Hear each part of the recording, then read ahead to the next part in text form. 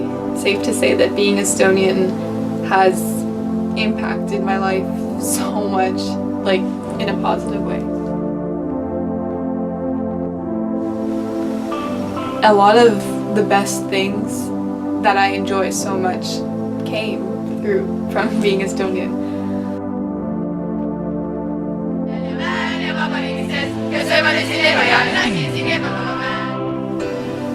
My name is Silvi Oja, and I am a Estonian Canadian girl.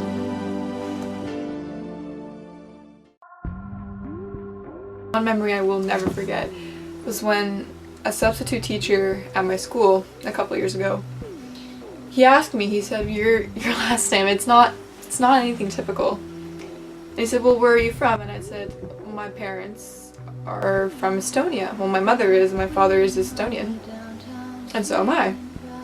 And he goes, wow, like, that's very interesting. And he said, you must be really proud to be this Estonian.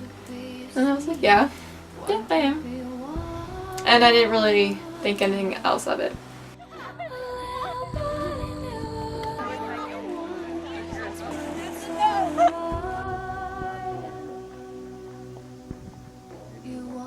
So I got home, and then that was when I really started thinking about it. You know? Yeah. What if I wasn't even Estonian? Would I even be myself?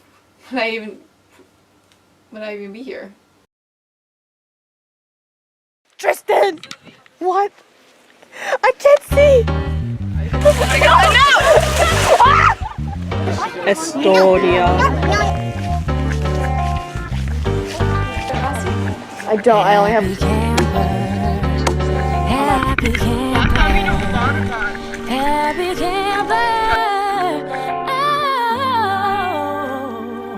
Yeah, Käru, Kotkajärv, laulukoor, Eesti koor, just Kaidid in general.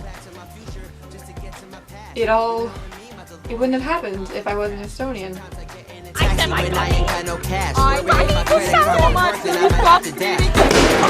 Ma olen üks pro at eesti keelt. From a young age, I've been in the Estonian community. I went to Lasteaed and I started with Hellakesed, and that was, I guess, where it started. I learned Estonian first. I was born into an Estonian family. My mother and father, they met because they were Estonian. So I guess that's the first thing. If my parents weren't Estonian, then I wouldn't even be here, which is absolutely crazy. It's crazy to think about, because about being from a country or knowing a language, it opens up so many opportunities. Because of that opportunity, my Emma, Etta, my father Paul, they met, and then they had previous kids as well, but they had me and my brother then.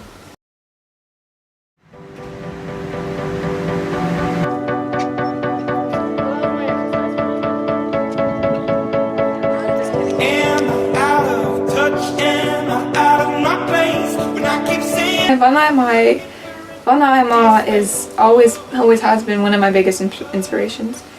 I love her so much, and I look up to her a lot. She came to Canada and she was pretty young, and she didn't really have anything. She came here, just a suitcase and her love of her life and her best friend, which is my grandfather. And I wish I could have spent more time with him. I really do. Because I hear all these stories and I see all these pictures of these Estonian parties they had and these gatherings, and it made me think, like, I want to relive in their youth and see what it was like. Because now you just text them or call them, but then you actually have to go out and look for your cute voice or Dutruk. If you told me, you said, little Sylvie, like, these are going to be your best friends, I tell you, like, no, I'm gonna have my Canadian friends. And I do have some Canadian friends, but they're nothing like the Estonian friend. And that's another thing, that I wouldn't have my favorite place in the world. Jõekäru and Kotkajärv, I love those two places. Those are probably my second home. I go there and there's everything I need. I don't have to worry about homework or being popular or being liked or acting a specific way. All these people who surround me, they make me feel so good about myself. And like I said, it's all because I'm Estonian.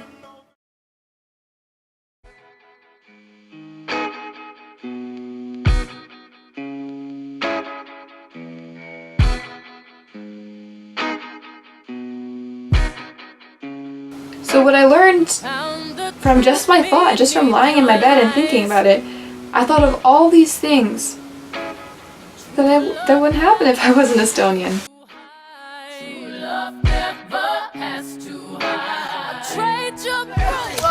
Happy birthday, Johanna! Oh my god!